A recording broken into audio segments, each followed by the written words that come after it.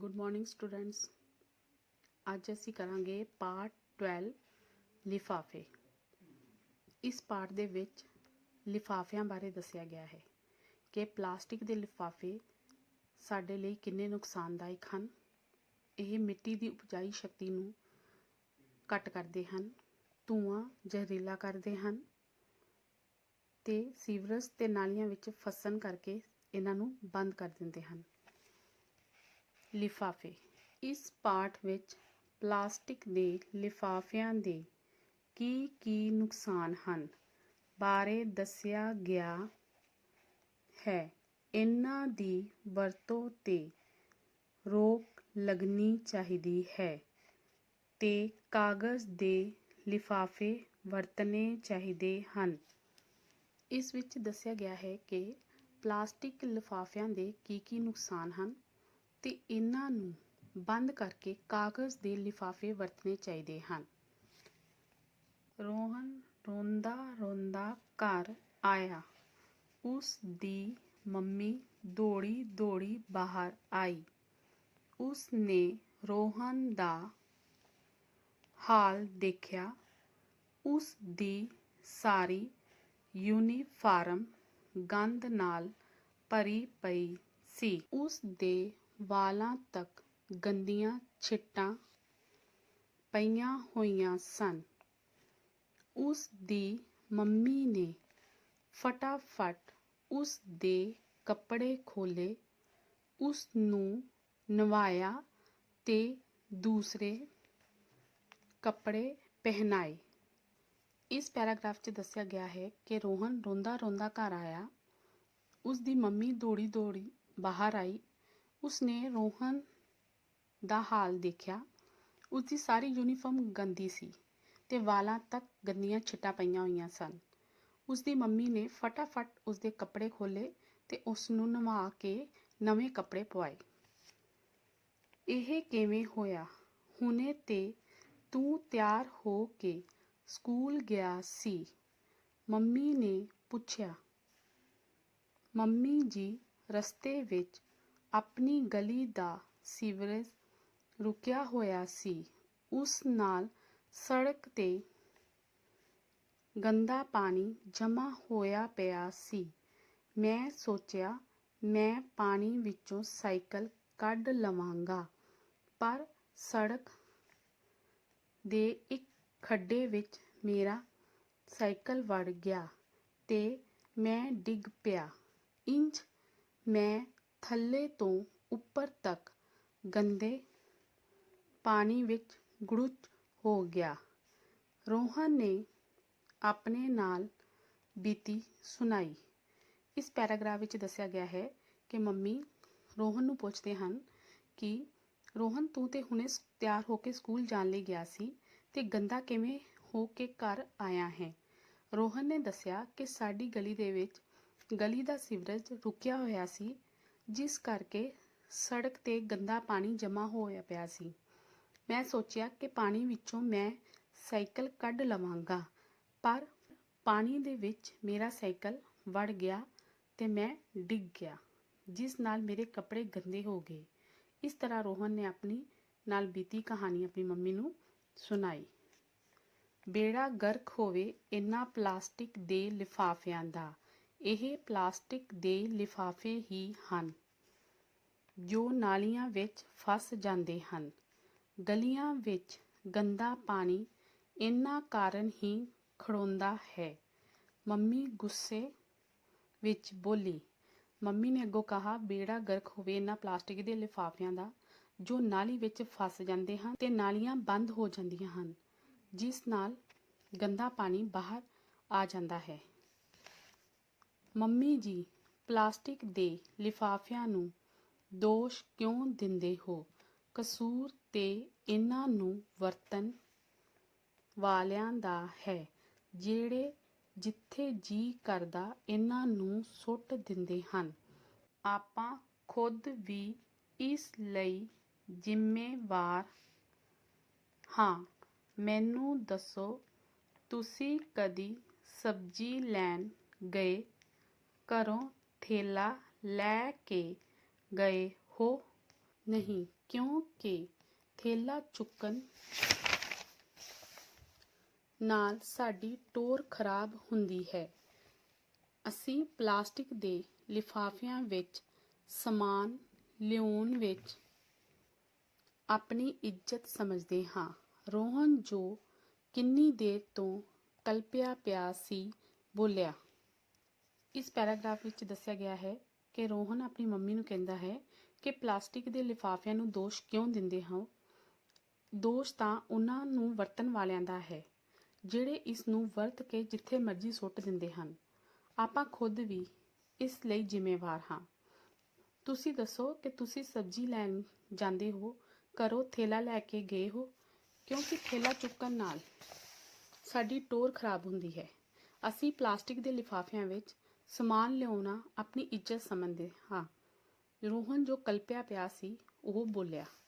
ਸ਼ਾਇਦ ਤੂੰ ਠੀਕ ਹੀ ਆਖਿਆ ਹੈ। ਅਸੀਂ ਸਭ ਇਹਦੇ ਲਈ ਜ਼ਿੰਮੇਵਾਰ ਹਾਂ।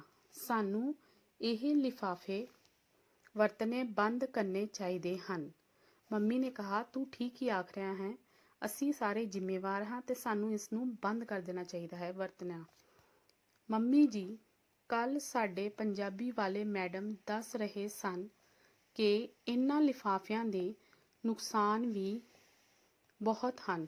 ਇਹ ਸੀਵਰੇਜ ਅਤੇ ਨਾਲੀਆਂ ਨੂੰ ਤਾਂ ਬੰਦ ਕਰਦੇ ਹੀ ਹਨ, ਇਹਨਾਂ ਨੂੰ ਅੱਗ ਲਾਉਣ 'ਤੇ ਜੋ ਧੂੰਆਂ ਨਿਕਲਦਾ ਹੈ, ਉਹ ਕਈ ਤਰ੍ਹਾਂ ਦੀਆਂ ਬਿਮਾਰੀਆਂ ਫੈਲਾਉਂਦਾ ਹੈ।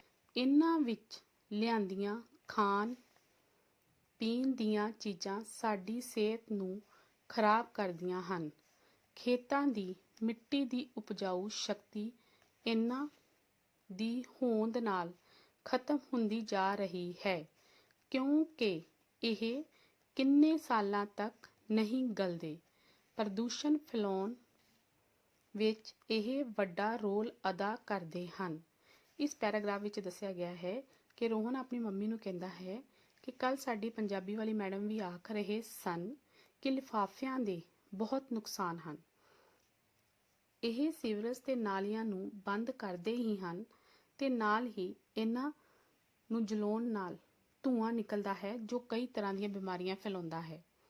ਜਦੋਂ ਅਸੀਂ ਇਹਨਾਂ ਵਿੱਚ ਖਾਣ ਪੀਣ ਦੀਆਂ ਚੀਜ਼ਾਂ ਲੈ ਕੇ ਆਉਂਦੇ ਹਾਂ ਤੇ ਇਹ ਸਾਡੀ ਸਿਹਤ ਨੂੰ ਖਰਾਬ ਕਰਦੀਆਂ ਹਨ।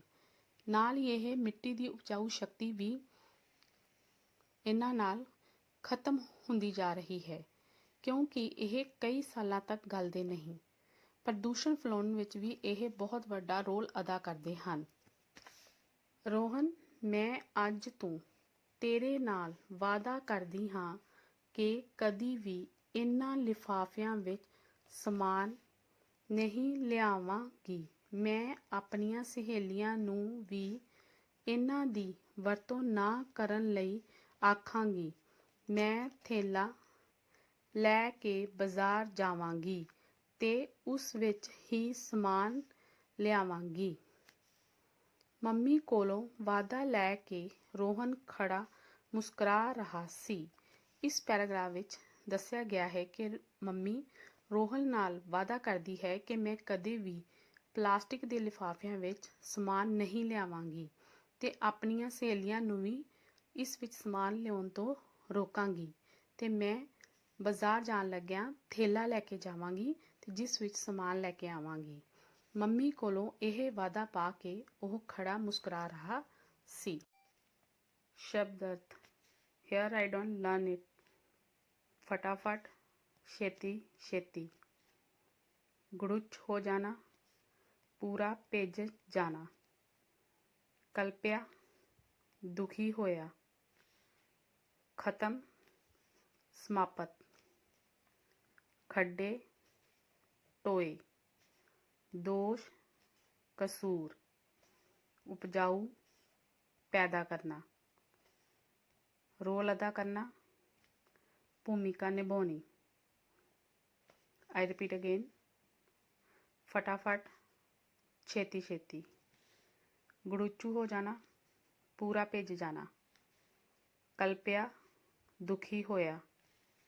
खत्म, समाप्त, खड्डे टोए, दोष कसूर, उपजाऊ पैदा करना, रोल अदा करना, भूमिका निभानी।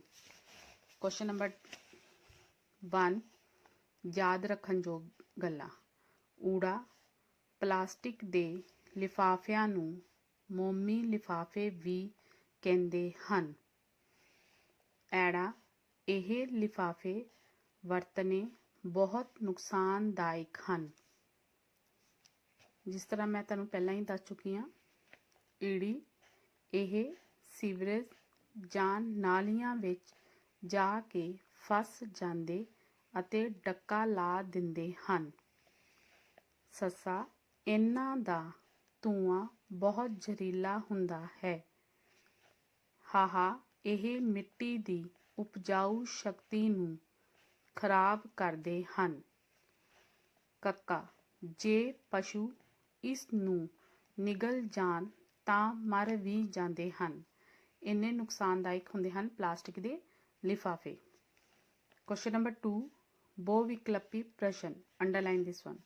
ऊड़ा रोहन दी की खराब हो गई सी? टाई, जुत्ती, वर्दी। उत्तर है वर्दी। ऐड़ा रोहन दा साइकिल कादे विच पै गया सी? नाली विच, टोए विच, खूह विच। उत्तर है टोए विच। ईड़ी लिफाफिਆਂ ਦੀ ਕਿਹੜੀ ਚੀਜ਼ ਬਿਮਾਰੀਆਂ ਫੈਲਾਉਂਦੀ ਹੈ? ਸਵਾਹ, ਮਿੱਟੀ, ਜ਼ਹਿਰੀਲਾ ਧੂੰਆਂ। ਉੱਤਰ ਹੈ ਜ਼ਹਿਰੀਲਾ ਧੂੰਆਂ।